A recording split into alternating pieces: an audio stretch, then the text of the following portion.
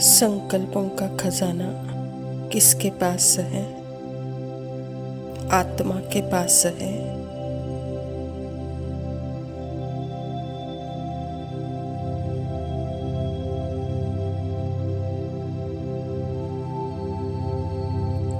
अगर मैं आत्मा अपने आप को एक पर्सन आइडेंटिटी का चोला पहनकर फिर सोच रही हूँ,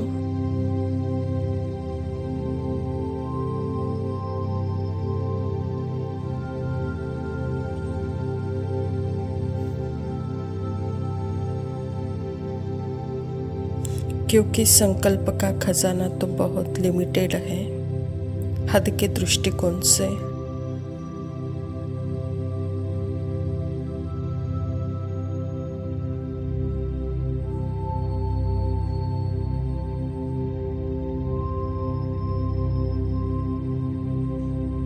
क्योंकि मैं उसमें रहकर फिर दूसरे संकल्पों के खजानों को ढूंढने की कोशिश कर रही हूँ।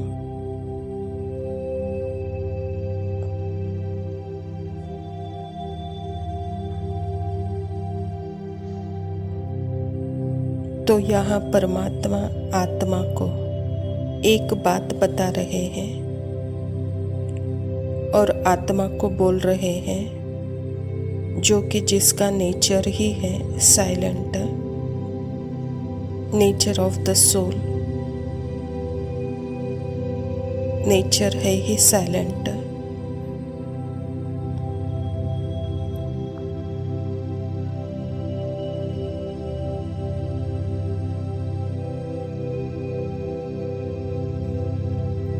जब वह पता चलता है तो ऑटोमेटिकली आत्मा परमात्मा के संकल्प को लेती है।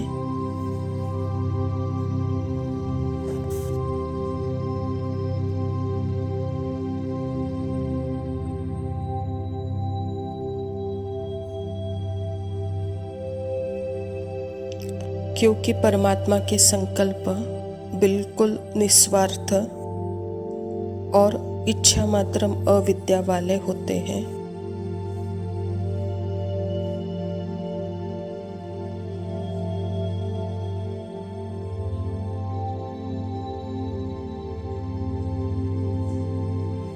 मैं आत्मा कोई भी कर्म करती हूँ, प्रैक्टिकल में मान लीजिए मुझे ट्रेन का टिकट निकालना है,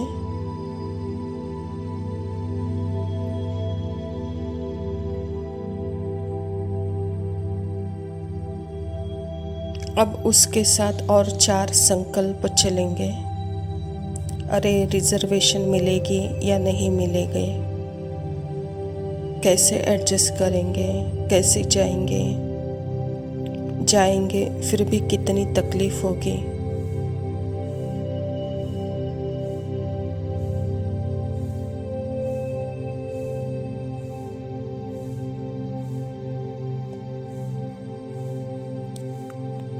मन उस समय ही सबसे ज़्यादा सोचते रहता है सारा। यह है एक्चुअल में वेस्ट कैटेगरी के संकल्प।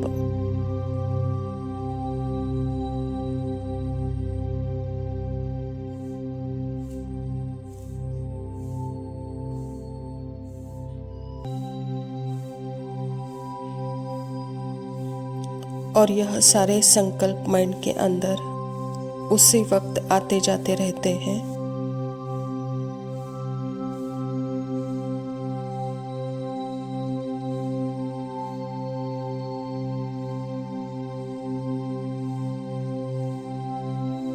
पर परमात्मा की तरफ जब देखते हैं तो उनका सोचने का मतलब जो कर्म करना है प्रैक्टिकली किया हुआ है, बस मैंने किया नहीं, यह एक्शन ड्रामा में होना था, इसीलिए मेरे द्वारा यह एक्शन हुआ है।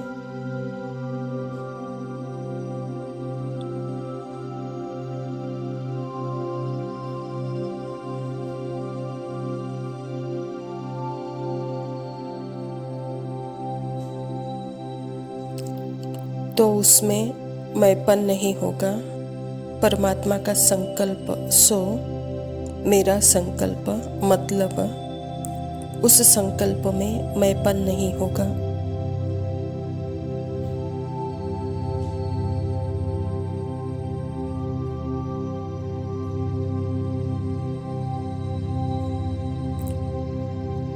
मैंपन नहीं मतलब पर्सनल आइडेंटिटी ही नहीं, उसमें सिर्फ आत्मा है और एक्शन परफॉर्म हुआ बॉडी के थ्रू।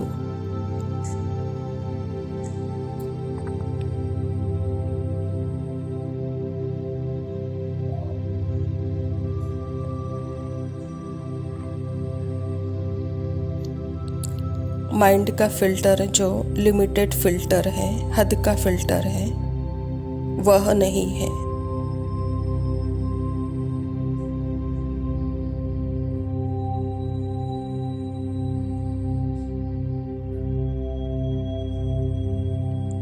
वह हद का माइंड का फिल्टर अलग रख के आत्मा एक्शन में आती है।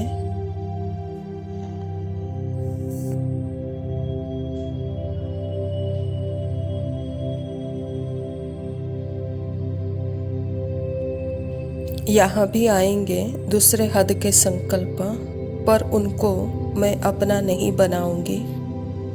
तो एक्शन में जैसे मुझे टिकट खरीदना है,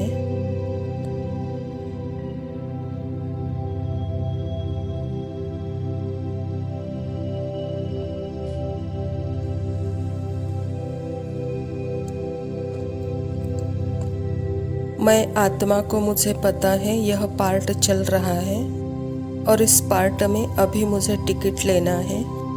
टिकट खरीदा, फुल स्टॉप, और उसके आगे दूसरी और कोई चीज़ नहीं।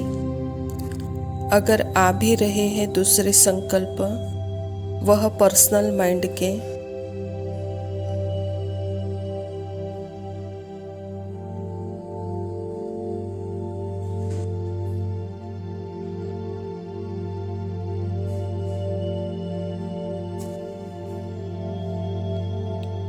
तो परमात्मा के संकल्प के खजाने को वेस्ट करना नहीं है। मतलब जितना ज़रूरी है सोचना, आत्मा उतने ही संकल्पों को ऑटोमेटिकली, एक्चुअल में आत्मा सोचती ही नहीं है, अराइज होते हैं, अपने आप ही प्रकट होते हैं।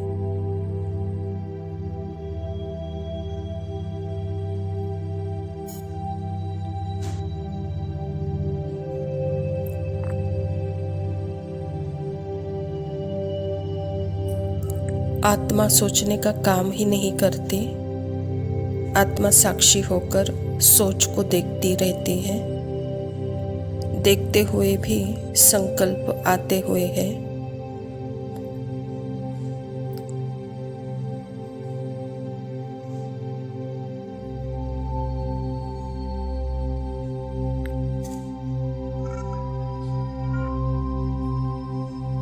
फिर जो संकल्प प्रैक्टिकल संकल्प होते हैं उसको यूज करती है। बाकी सारे बाबा को सरेंडर।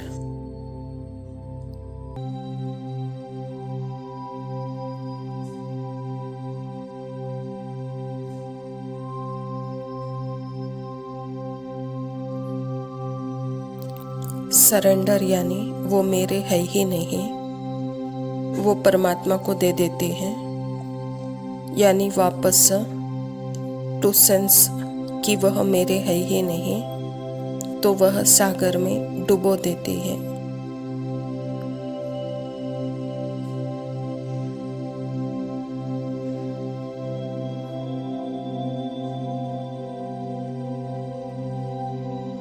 मेरा उतना ही है जितना मुझ आत्मा को कर्म करने के लिए अभी के वक्त ज़रूरत है, फिर वहाँ फुल स्टॉप।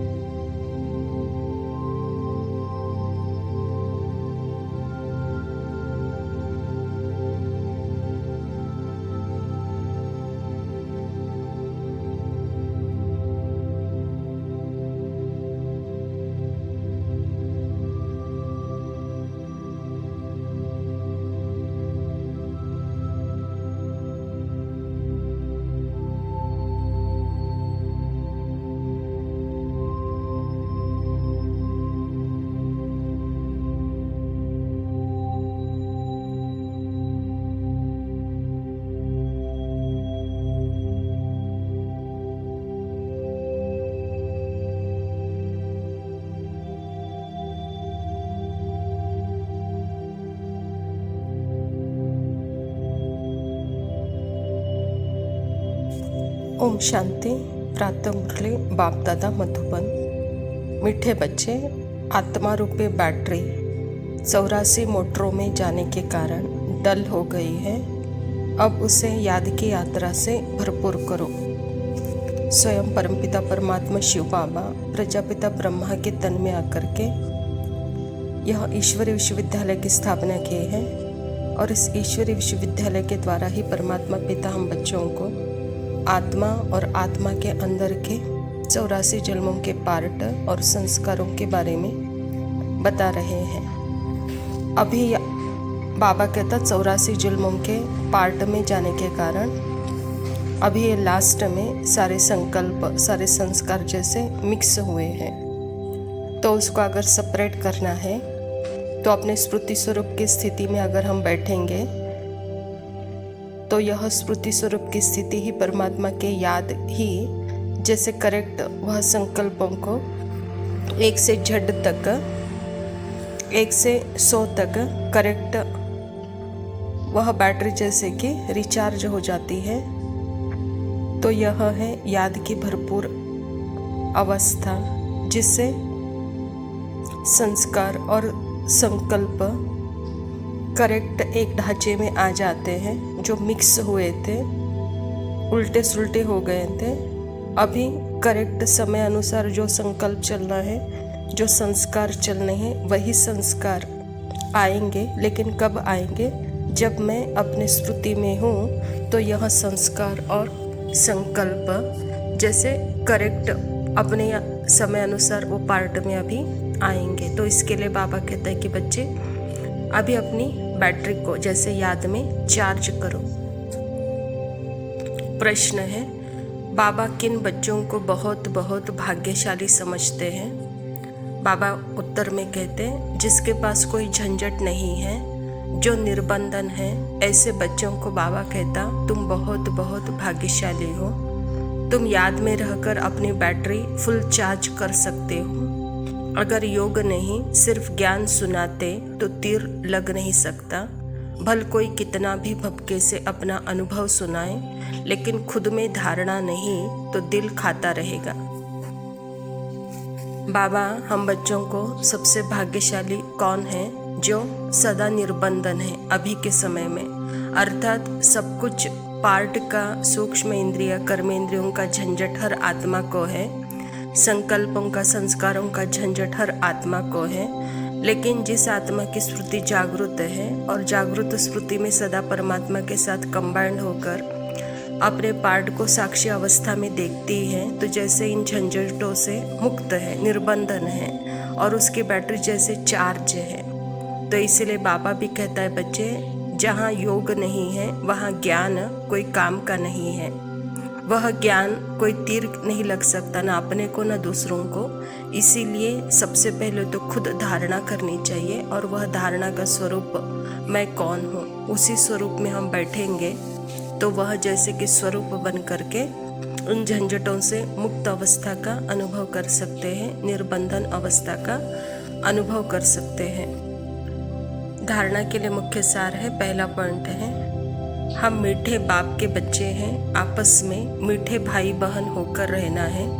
कभी भी विकार की दृष्टि नहीं रखनी है। दृष्टि में कोई भी चंचलता हो तो रूहानी सर्जन को सच बताना है। पिता परमात्मा सारी सृष्टि का बाप है, ऐसे ही प्रजापिता ब्रह्मा भी सारी सृष्टि का बाप है। तो हम माँ बाप के सामने हैं तो हमारा संबंध सबका, एक भाई भाई का, दूसरा भाई बहन का हो जाता है। तो हमारे में बाबा कहता कोई विकार की दृष्टि नहीं आनी चाहिए। बाबा कहता बच्चे अगर इस दृष्टि में कोई चंचलता है, विकारी ख्यालात है, तो वह रूहानी सर्जन को सच बताकर माफ़ी ले लेनी चाहिए, कहता बाबा। दूसरा पॉइंट है, कभी भी आपस में मतभेद में नहीं आना है। फ्रॉक दिल बन सर्विस करनी है। अपने तन मन धन से बहुत बहुत नम्रता से सेवा कर सबको बाप का परिचय पैगाम देना है। जैसे आत्मा दाता है, फ्रॉक दिल है, वह कंजूस नहीं है। वह सदा अपने गुणों में, शक्तियों में रहते हुए उसी का रेडिएट करती है, अर्थात अपने प्यार का, शांति का, खुशी का रेडिएशन होते रहता है। वही वह फैलाती है तरंग। तो वहाँ नम्रता भी है। तो इसी स्थिति को ही जैसे कि बाप समान स्थिति, बाप को प्रत्यक्ष करने वाली स्थिति कहा जाता है। तो बाबा कहता बच्चे इसमें कोई मतभेद नहीं है, तो यहाँ अपने स्थिति में रहकर फ्रॉक दिली से सेवा करो, कहता बाबा। वरदान है, हर कर्म चरित्र के रूप में गायन योग्य बनाने वाले महान आत्मा भव। बाबा कहता महान आत्मा वह है जिसका हर संकल्प, हर कर्म महान हो, एक भी संकल्प साधारण व व्यर्थ न हो, कोई भी कर्म साधारण व बेगर अर्थ न हो, कर्मेंद्रियों द्वारा जो भी कर्म हो वह अर्थ सहित हो, समय भी महान कार्य में सफल होता रहे, तब हर चरित्र गायन योग्य होगा। महान आत्माओं का ही यादगार हर्षित मूर्त, आकर्षण मूर्त और अव्यक्त मूर्त के रूप में है। बाबा कहता बच्चे आप महान आत्मा, आपका हर चरित्र गायन के रूप में होना चाहिए, आपका हर कर्म योग्य होना चाहिए। तो उसके लिए आप अपने स्मृति में रहते हुए संकल्पों को साक्षी होकर देखते हुए, जो संकल्प समय अनुसार जिस संकल्प को कर्म में लाना है वही संकल्पों को कर्म में लाते, बाकी सब संकल्पों को जैसे आते जाते हम देख रहे हैं लेकिन वहाँ इन्वॉल्व नहीं हो रहे हैं, तो वहाँ जैसे एनर्जी हमारी बच जाती है, वह अर्थ सहित कर्म हो जाता है। तो इसलिए बाबा भी कहता है कि बच्चे महान आत्मा का हर कार्य जैसे सफल होता है, उनका हर चरित्र जैसे गायन योग्य होता है, वह हर्षित मुख, आकर्षण मूर्त, अव्यक्त मूर्त होते हैं। स्लोगन है, मान की इच्छा छोड़ स्वमान में टिक जाओ तो मान परिचय के समान पीछे आएगी। बाबा कहता बच्चे आपकी स्मृति जैसे सर्वगुण सर्व शक्तियाँ उसमें समाहित है, तो यहाँ ऑटोमेटिकली ही आपको मान मिलेगा, मान के पीछे आपको भागना नहीं पड़ेगा, कहता बाबा। अच्छा मीठे मीठे सिकिलदे बच्चों प्रति माता पिता बाप दादा का याद प्यार और गुड मॉर्निंग। रूहानी बाप की रूहानी बच्चों को नमस्ते। हम रूहानी बच्चों के रूहानी माता पिता बाप दादा को याद प्यार और नमस्ते। लव यू पापा, शुक्रिया, ओम शांति। संगम के समुद्री लुटेरे संगम के समुद्री लुटेरे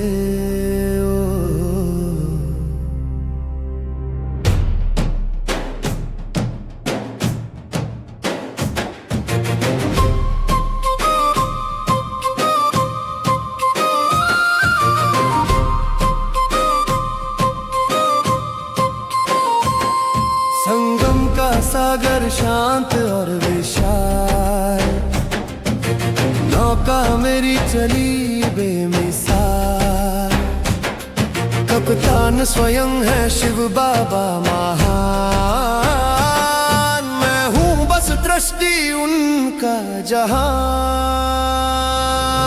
स्वदर्शन चक्र है स्टीयरिंग हाथ, हर अनहर में बाबा का हिस्सा।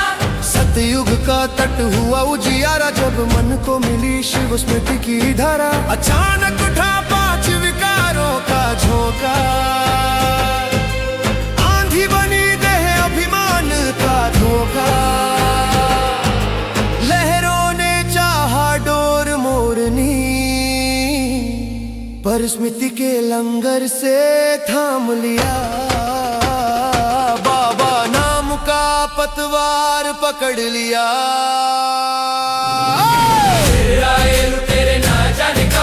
धीरे धीरे चुपके सब मन की गहराई में की उन्होंने बात, पहले डोली का स्वाद जगाया,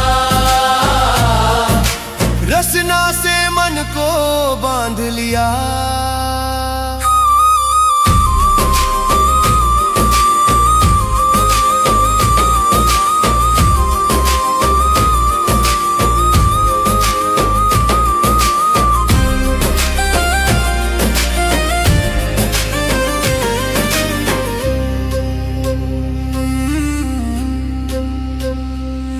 फिर तुलना की तलवार चली उसकी ज्यादा मेरा कम चली, सेवा में आया मन का गुमान, मैंने किया यही बना अभिमान।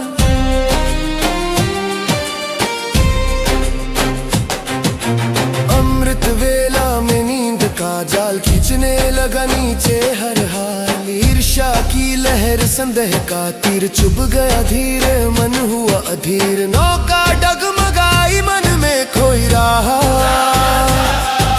स्मृति की लो भी बुझने लगी, पर भीतर से उठ स्वर पुकारा, शिव पुत्र हूँ मैं ना भूले किनारा। बाबा की दृष्टि बनी पतवार, स्मृति का प्रकाश बना आधार, लुटेरे पिघले स्मृति की धार में, ज्ञान सूरज से अंधकार मिटा, शांत लहरे सुनहरा किनारा, प्रेम से बोला बाबा घर तुम्हारा। संगम की नौका पहुंची पार, बन गया आत्मा फिर अविनाशी तारा।